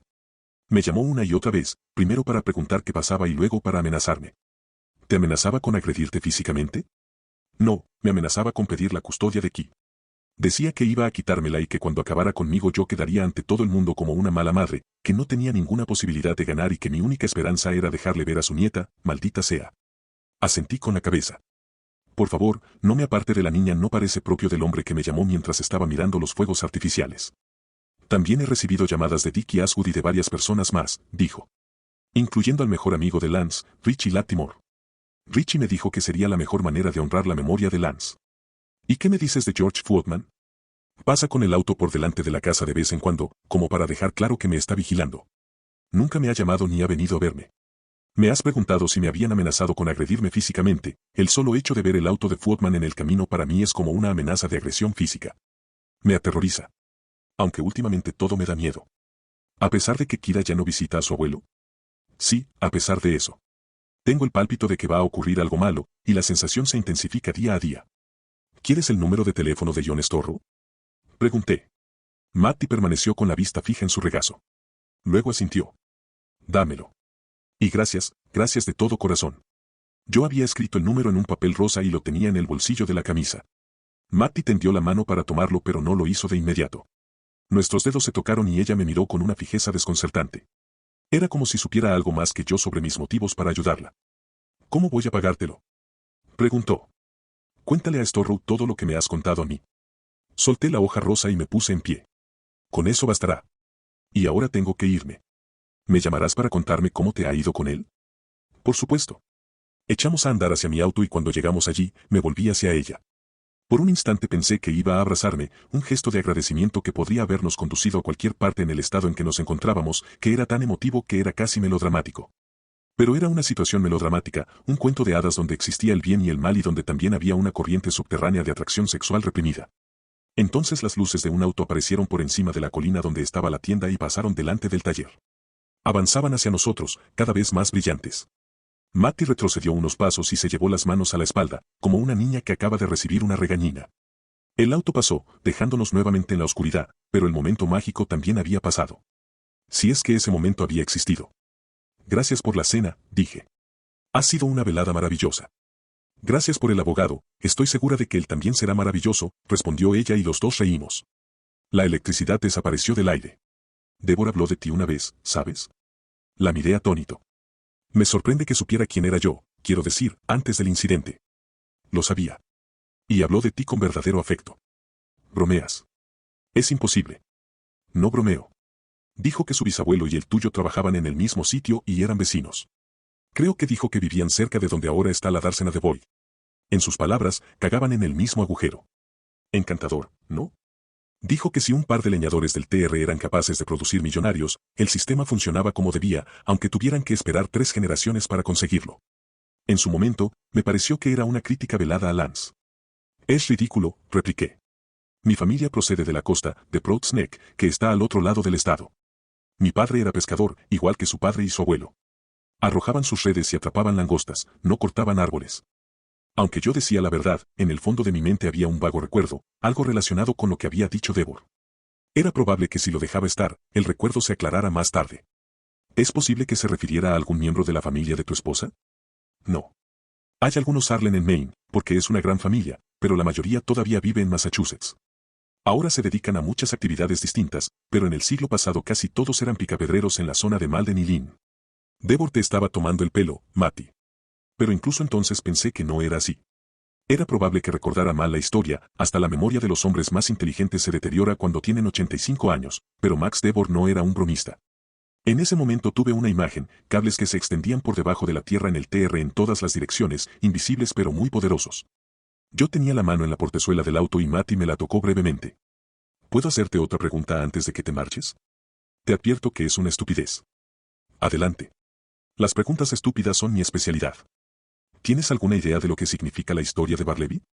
Hubiera querido reír, pero la luz de la luna era lo bastante intensa para permitirme ver que hablaba en serio y que si reía heriría sus sentimientos. Matty era miembro del grupo de lectores de Lindy Briggs, al que yo había ofrecido una conferencia a finales de los 80. Probablemente era 20 años más joven que cualquiera de los del grupo y seguramente tenía miedo de pasar por tonta. En la próxima reunión, me toca hablar en primer lugar, explicó, y me gustaría dar algo más que un resumen del cuento, para que sepan que lo he leído. Me he estado devanando los sesos, pero no se me ocurre nada. Dudo que sea una de esas historias en donde todo se aclara mágicamente en las últimas páginas. Y tengo la sensación de que debería encontrarle un sentido, de que la clave está delante de mis narices. Eso me hizo pensar otra vez en los cables tendidos en todas las direcciones, una red subcutánea que conectaba personas y lugares. Era imposible verlos, pero se percibían. Sobre todo si uno intentaba escapar. Entretanto, Matty aguardaba, mirándome con esperanza y ansiedad. De acuerdo, presta atención porque la clase va a comenzar, dije. Estoy atenta, créeme. La mayoría de los críticos cree que Las aventuras de Huckleberry Finn es la primera novela estadounidense moderna, y es cierto, pero si Barleby, el escribiente, tuviera 100 páginas más, yo apostaría por ella. ¿Sabes lo que era un escribiente? ¿Un secretario? No tanto, alguien que copiaba textos, igual que Bob Cratchit en Canción de Navidad. La diferencia es que Dickens da a Bob un pasado y una vida familiar. Melville no da a Barleby ninguna de las dos cosas. Es el primer personaje existencialista de la literatura norteamericana, un hombre sin ataduras a, ya sabes. Un par de leñadores que pueden producir millonarios. Que cagan en el mismo agujero. Pensé de pronto. Mike. ¿Qué? ¿Te encuentras bien? Claro, traté de concentrarme. El único vínculo que tiene Barleby con la vida es su trabajo. En ese sentido, es un personaje norteamericano del siglo XX, no muy distinto del hombre del traje gris de Sloan Wilson o, en una versión más siniestra, el Michael Corleone del Padrino. Pero Barleby comienza a cuestionar incluso el trabajo, el dios de los hombres estadounidenses de clase media. Mattie parecía muy interesada y pensé que era una pena que se hubiera saltado el último curso del instituto. Una pena para ella y para sus profesores. ¿Por eso empieza a decir preferiría no hacerlo? Sí. Piensa en Barleby como en un globo aerostático. Solo una soga lo ata a la tierra, y esa soga es su trabajo de escribiente.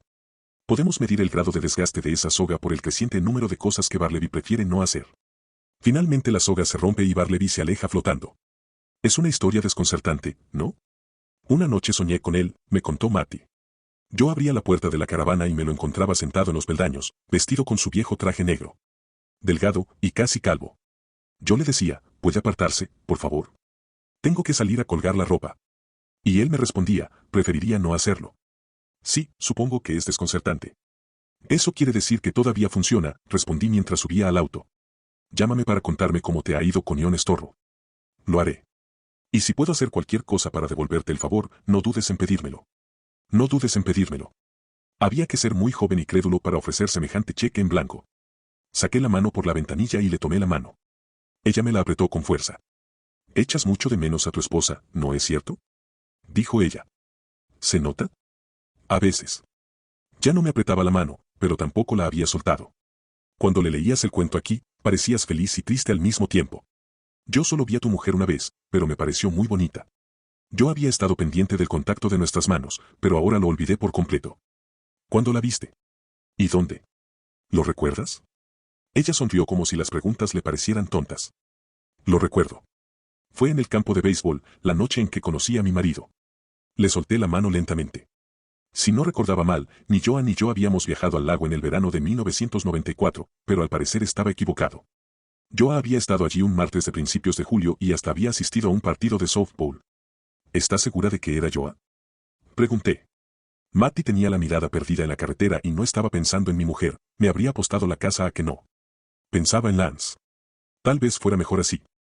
Si pensaba en él, probablemente no me miraría con atención. En ese momento, yo no me sentía capaz de controlar mi expresión y ella podría haber visto en mi cara más de lo que yo quería enseñar. Sí, respondió ella.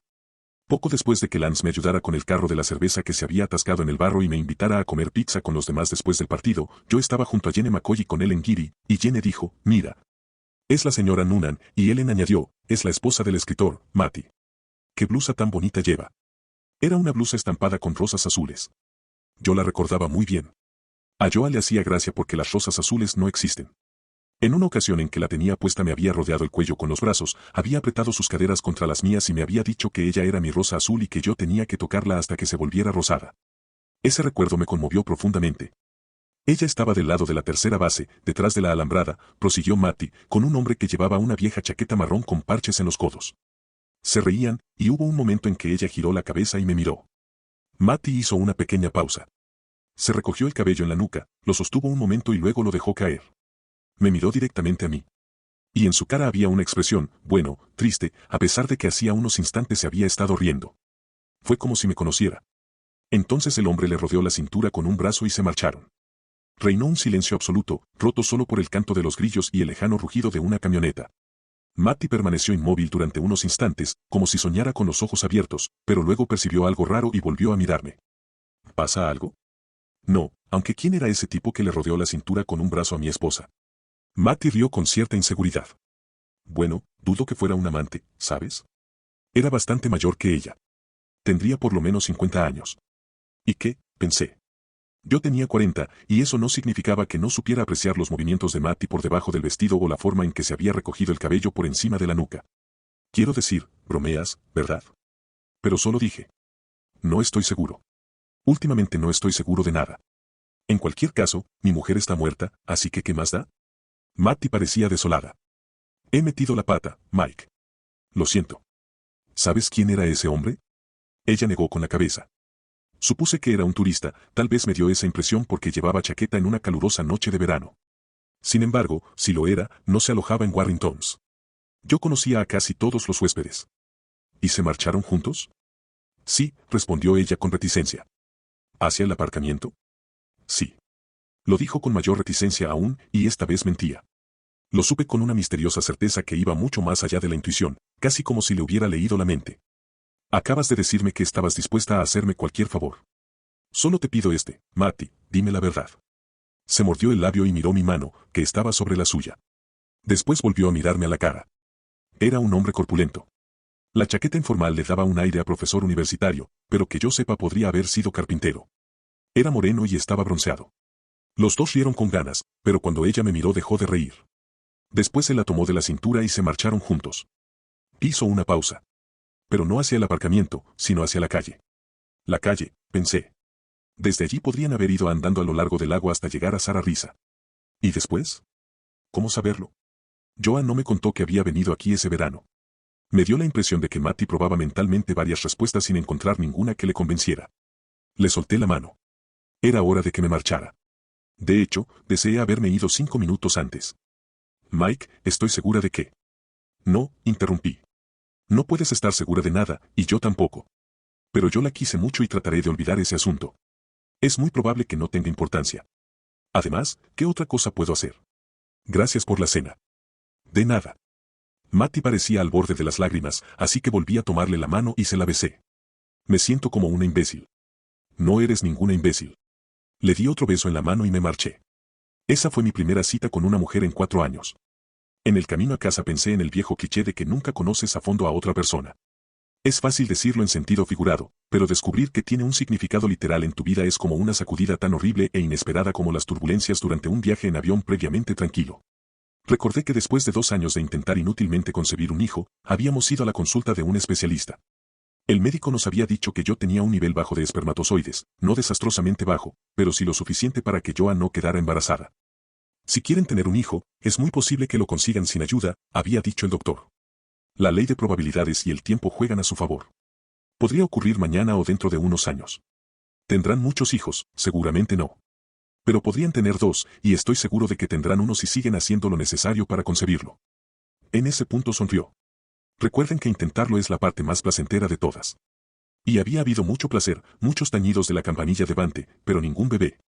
Luego Joanna había muerto en un aparcamiento un día caluroso y uno de los artículos que llevaba encima era un test de embarazo casero que no me había dicho que pensara comprar. Como tampoco me había dicho que había comprado un par de búhos de plástico para evitar que los cuervos cagaran en la terraza.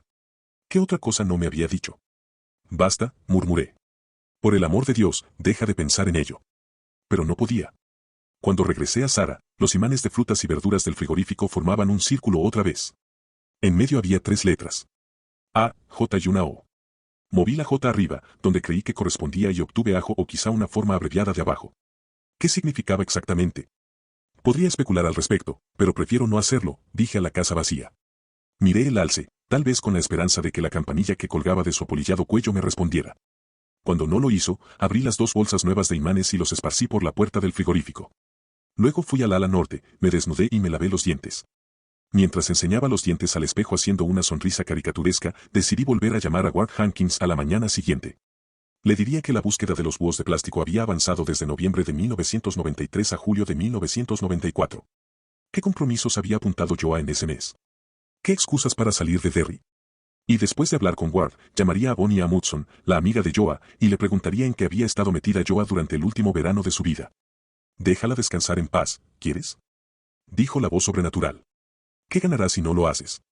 Piensa que quizá haya sentido un súbito impulso de venir al TR después de una de sus reuniones, que aquí encontró a un viejo amigo y que lo trajo a casa a cenar. Solo a cenar. ¿Y no me lo contó?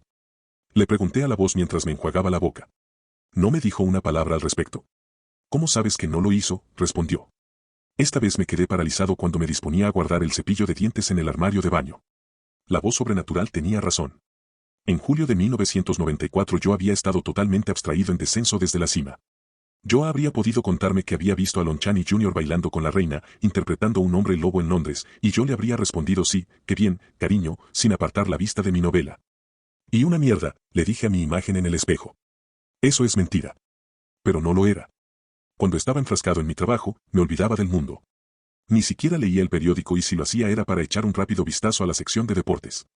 Así que era posible que Joa me hubiera contado que había pasado por el TR después de una reunión en Lewiston o en Freeport, era posible que me hubiera contado que se había encontrado con un amigo. Tal vez un compañero del curso de fotografía al que había asistido en Bates en 1991, y era posible que me hubiera dicho que habían cenado en la terraza. ¿Acaso unas setas que ella había recogido en el camino, mientras se ponía el sol? Era posible que me hubiera dicho estas cosas y que yo no hubiera escuchado una sola palabra. ¿Y creía que iba a sonsacarle algo en lo que pudiera creer a Bonnie Amundsen? Ella era amiga de Joa, no mía, y seguramente Bonnie pensaría que los secretos que mi mujer le había contado no habían prescrito. La conclusión era tan sencilla como brutal, Joa llevaba 4 años muerta. Era mejor amarla y olvidar todas las dudas preocupantes. Tomé una bocanada de agua directamente del grifo, me enjuagué la boca y escupí. Cuando volví a la cocina para programar la cafetera para las 7 de la mañana, vi un nuevo mensaje en un nuevo círculo de imanes. Decía: mentiroso de las rosas azules, jaja. Lo miré durante unos segundos, preguntándome quién lo había puesto ahí y por qué. Preguntándome si era real. Esparcí una vez más las letras por toda la puerta del frigorífico. Luego me fui a la cama.